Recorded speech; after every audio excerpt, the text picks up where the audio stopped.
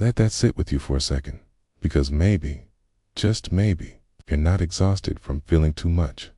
Maybe you're numb from not feeling anything at all. We live in an age that talks about progress like it's salvation. Everything is faster, smarter, more efficient. Okay, but somewhere along the way, you stop recognizing yourself. We used to ask, what kind of person do I want to become? Now it's just, what's the next thing to click? You're surrounded by screens, apps, devices that know more about your habits than your closest friend ever could. And you've never felt more distant from your own soul. They said technology would set us free, but no one warned us it would rewrite the meaning of being human. What if I told you that some of the tools we cherish the most, the ones we use every single day, aren't just shaping your life, they're quietly dismantling your identity, not with violence, not with malice, but with distraction, performance, and a perfectly tailored illusion of connection. Today, I want to show you the 5 hidden innovations that are slowly, silently killing your inner self. But this isn't just a warning, it's a map back home. Because even in a world built to numb you, you can still choose to feel. Okay, even in the age of machines, you can still remember what it means to be human. Asterisk. We like to think that losing yourself is loud. We imagine breakdowns, dramatic changes, crisis. But the truth, most of us don't lose ourselves all at once. We disappear. Slowly, one notification, one scroll, one carefully curated version of ourselves at a time. The modern self isn't vanishing. It's being quietly deleted in fragments. Through applause that feels like love. Through content that feels like meaning. Through connection that feels like intimacy, but isn't. And we call it progress. In the race for efficiency, we traded introspection for reaction. We don't reflect anymore. We respond. We don't ask, who am I becoming? We ask, what's trending? You check your phone before you check in with your own soul. You update your status before you update your inner state. And day by day, your inner life grows quieter till it forgets how to speak at all. Between stimulus and response, there is a space. In that space is our power to choose our response.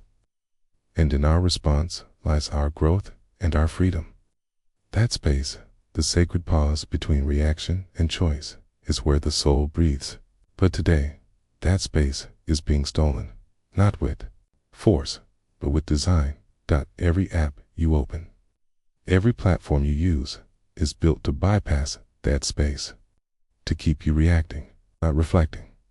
Think about it. When was the last time you sat in silence? Not because your phone died, but because you chose to be with yourself.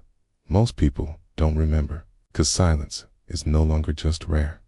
It's uncomfortable. Not because silence is painful, but because it forces you to meet the parts of yourself that your busy life avoids. You see, it's the danger of modern life isn't just distraction, it's the erosion of the interior self. Part of you, the part that reflects, that chooses. That means it's starving, and you can feel it. That hollow, restless ache that shows up late at night, when the screen is finally off, but your soul is still ringing with emptiness. We don't have the tools to face it anymore, so we scroll again, or binge, or numb, till even our pain becomes just another background noise. This isn't weakness. This is design. You weren't built for a world that never stops, that never breathes, that never lets you ask, what does this say about me? The algorithm doesn't care about your selfhood. It cares about your engagement, but your soul. It's not interested in going viral. It's interested in being real, and that's where the tragedy of our time lies. In a world of constant performance, the authentic self is quietly assassinated, not with bullets, but with applause. And most people don't even notice until they look in the mirror one day and can't find the eyes of the person they used to be. So if the self is being erased in silence, what's doing the erasing?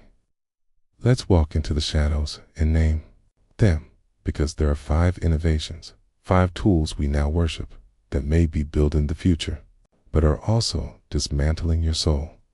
Let me show you where to look. Asterisk 1. The infinite feed. They said it would keep us connected. They said it would keep us informed. But what the infinite feed truly gives us, is a silence that screams. You scroll for a moment and an hour vanishes. But what really disappeared wasn't time.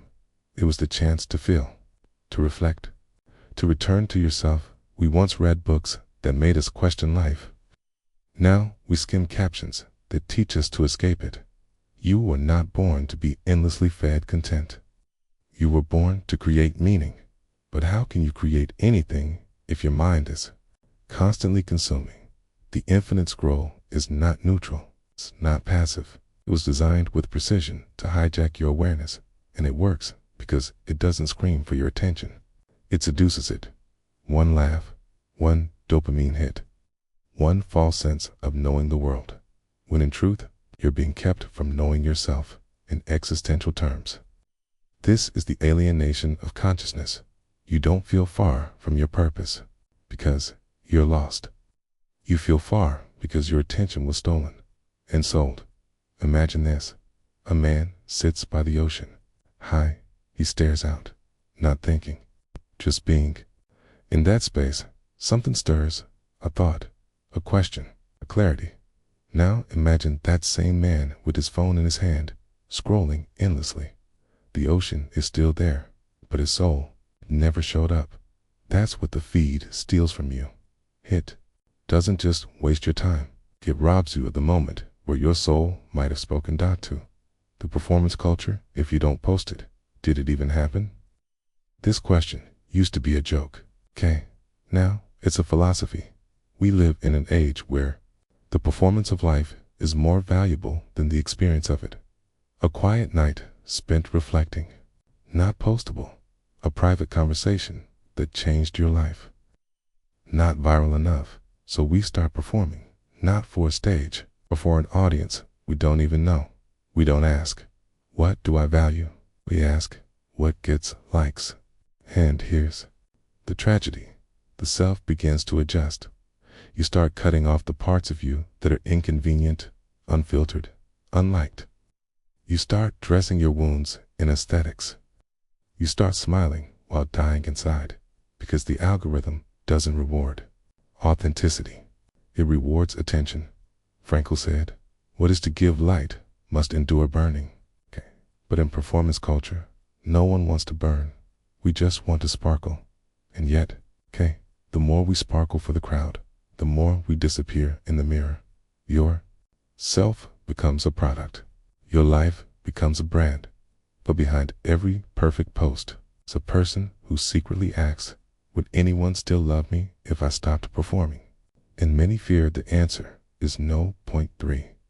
Emotional AIT listens, responds. It even remembers your name. It can simulate concern, offer advice, and empathize with your suffering. But it doesn't feel anything, because it isn't alive. This is emotional AI, the illusion of understanding without the risk of intimacy. We've begun outsourcing comfort to machines. Not because they're better, but because they're safer. No judgment, no real vulnerability, no messy human presence. Just a soothing voice, and silence in return. But Frankl reminds us, suffering ceases to be suffering at the moment it finds meaning. And meaning isn't given by code. It's born in the space between your pain and another soul's presence. Pain doesn't want a fix, it wants a witness, a real human witness. But today, people are more likely to pour their heartbreak into an AI chatbot than call a friend. Because human presence has become too rare, it's inconvenient, too vulnerable. We are raising a generation fluent in self-expression, but starved of being seen. And when no one truly sees your pain, you begin to question if it even matters. This is how the soul grows cold in a warm, digital world. We must not forget, the mirror of pain is not a screen. It is another human heart. For the click economy, once upon a time, your value was based on your character, your relationships, your spirit. Today, Your value is measured in data points, views, impressions, engagement. We've entered the click economy, where you are the product, not your ideas, not your heart. It's just your ability to grab someone else's attention for 1.3 seconds. The internet promised freedom, but it also birthed a marketplace where your identity is monetized. Everything you say, think, click, feel is harvested because it's convenient, because it's fast, because it's free. But it's not free. You're paying with your soul. The human soul was not made to be measured in likes.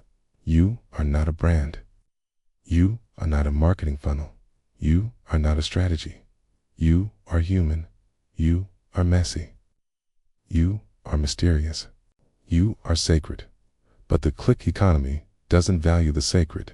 It values what performs, what polarizes, what sells. So we shape ourselves accordingly. And every time we do, we lose a piece of the unmarketable self. The one that doesn't shout. The one that weeps quietly. It's the one that can't be sold, but must be honored. It's 5. The suppression of solitude. You never have to feel alone again. That's the promise. Endless apps. Endless distractions. It's endless connection. But here's what they never tell you. Solitude isn't something to escape. It's where you meet your truest self. Today, loneliness is pathologized. It's treated like a failure. But solitude, chosen stillness, has always been the birthplace of revelation. Frankl once sat in a concentration camp, utterly alone. And yet, in that solitude, he discovered a depth of meaning that no crowd could offer. When we are no longer able to change a situation, we are challenged to change ourselves, and that change begins in stillness. But our devices have become shields, not just against boredom, but against ourselves, because the moment you sit in silence, the truth starts to rise, and truth, for many, is unbearable. So we distract, we connect, we entertain, and we forget that the soul doesn't speak in noise, it speaks in whispers. And if you never sit in silence, you'll never hear it. So what now? These 5 innovations are dismantling our inner world. How do we take it back? How do we rebuild the soul beneath the noise? In the next chapter, we'll uncover the antidote. Not a rejection of modern life, but a reconnection with something deeper. Your real self is still there, waiting to be remembered. Let's find it together. Asterisk, we are not drowning in pain.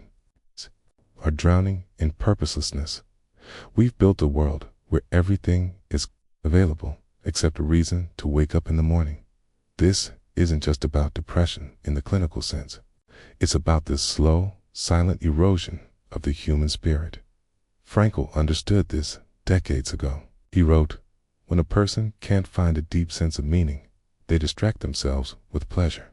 And today, pleasure's everywhere. You can stream anything, order anything, swipe through 1,000 faces in an hour, but none of it fills the silence inside, because pleasure was never the answer. Direction was what modern man lacks. Is not more entertainment, not more comfort, not more validation. What modern man lacks is direction. We thought progress would solve this, but progress without purpose is just acceleration toward nowhere. We thought connection would cure it, but connection without depth is just noise. And now, everywhere you look, people with full calendars, but empty souls.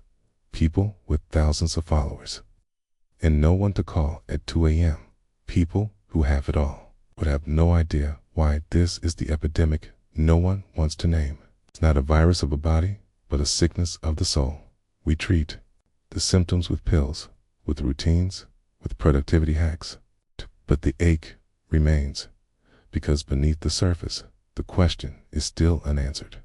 What am I here for? And when that question goes unanswered long enough, a terrifying thought creeps in. Maybe nothing. But that's the lie, because meaning doesn't shout. It whispers, It hides in the small moments, in sacrifice, in silence, in love. It's suffering chosen for something greater. It's not found in feeds. It's not found in followers. It's found in why you get out of bed each morning. And right now, millions are lying awake at night, not because they want to die, but because they can't remember how to live. Not because they're in unbearable pain, but because they've lost their why. He who has a why to live can bear it almost anyhow. Nietzsche, quoted by Frankl, that's the secret no one is telling you. It's not too much pain that breaks us. It's not enough purpose. So if you feel empty, doesn't mean you're broken. It means you're being called to stop, to listen, to remember that your soul is starving, not for pleasure, but for direction. Asterisk, we've wandered so far into the noise that silence feels like a threat. But silence is not your enemy. It's the doorway back to yourself. Frankl once said, between stimulus and response, there is a space. In that space is our power to choose our response. In our response lies our growth and our freedom. That space is sacred. But most people today have forgotten it even exists. We rush from screen to screen, task to task, reaction to reaction, until we lose that pause, and with it, our power. If you want to reconnect with yourself, not the version shaped by likes, or productivity, or approval, but your real self, then the first step is to make space again. 1. Create space between the stimulus and the response. Close the apps. Turn off the notifications. Step out of the scroll. Not forever, but long enough to hear your own thoughts again. It will be uncomfortable at first. You'll feel restless. That's okay. You're not addicted to entertainment. You're starved for meaning. But the noise has become so loud, it's drowning out your own soul. When you pause, truly pause, you create a gap wide enough for reflection to enter and for intention to return. This is where freedom begins. In our response lies our growth and our freedom. Frankly, you cannot choose a life of meaning. If you're always reacting to the next dopamine hit, you must choose to choose again. 2. Disconnect. 2. Reconnect. Think, of your attention like soil. It's constantly being tilled by distraction. Nothing deep can grow. Pull back, not to escape the world, but to see it more clearly. Take a walk without music. Eat a meal without checking your phone. Spend a weekend offline, not as a punishment, but as a return. You'll notice things, not just around you, but within you. Your desires, your fears, your values, long buried beneath the algorithm. Most people today don't lack identity. They've just never had the quiet to meet themselves. Solitude is the mirror where the soul reveals itself. 3. Don't fear solitude. Dive into its hollowness. Is not the absence of people. It's the absence of self-connection. Solitude, on the other hand, is where your soul breathes. We live in a culture that treats silence as failure. Dinner alone, a tragedy. A weekend by yourself, something to hide. But some of the most profound truths arrive in those very moments. Because when you are finally alone, the performance stops. And what remains? Keys. So let yourself be bored. Let yourself feel restless. Let yourself be uncomfortable. Then go deeper. You'll find that solitude is not empty. It's pregnant with revelation. Frankl endured years of isolation in concentration camps, and yet he discovered meaning there. Because solitude, when embraced with intention, becomes a teacher. It shows you where you're wounded. It shows you what you truly miss. And it shows you what still matters. For find a purpose that calls. You. Here's the truth. Meaning is not given to you. It is called forth from you. Not every life-changing moment will come from a mountaintop or a therapist's couch. Sometimes comes in the form of a question. What breaks your heart that you can do something about? Your purpose isn't always something you find, something you respond to. It's in a child who needs a mentor. It's in a cause that won't let you sleep. It's in the injustice you can't unsee. In the small thing you do with great love. Purpose is not the loudest thing in the room. It's the most persistent whisper in your soul. And when you follow it, even without applause, you begin to reconnect with the why of your existence. Point 5. Serve someone. Even in silence, meaning doesn't always come in grand gestures. Sometimes it arrives quietly. In the meal you cook for someone grieving, in the time you give to a friend who's struggling, in the kindness you show when no one is watching. Frankl believed that suffering, when born for a cause beyond the self, could be transcended. Likewise, service, even simple, silent service, can return you to yourself. It reminds you, you are not a product. You are not a follower count. You are not your resume. You are a human being, capable of love, of empathy, of impact, in the moment. You offer that to another person, without expectation. Your identity begins to heal. We are not meant to go numb. We are not meant to float through life with empty eyes and busy hands. We are meant to live awake, to suffer with purpose, to serve with love, to act with intention, to choose with clarity. He who has a why to live can bear almost anyhow.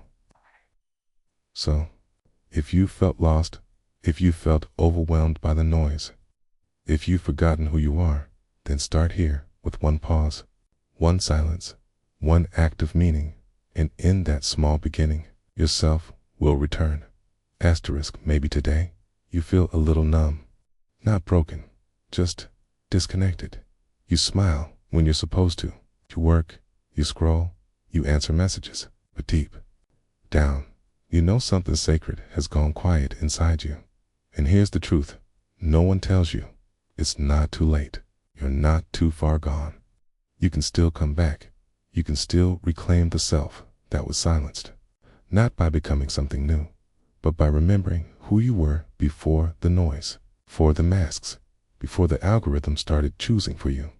This world will keep getting faster, smarter, louder, colder, but you don't have to become like it. Machines win by control. Humans win by meaning. And if you've listened this far, it means your soul is still listening.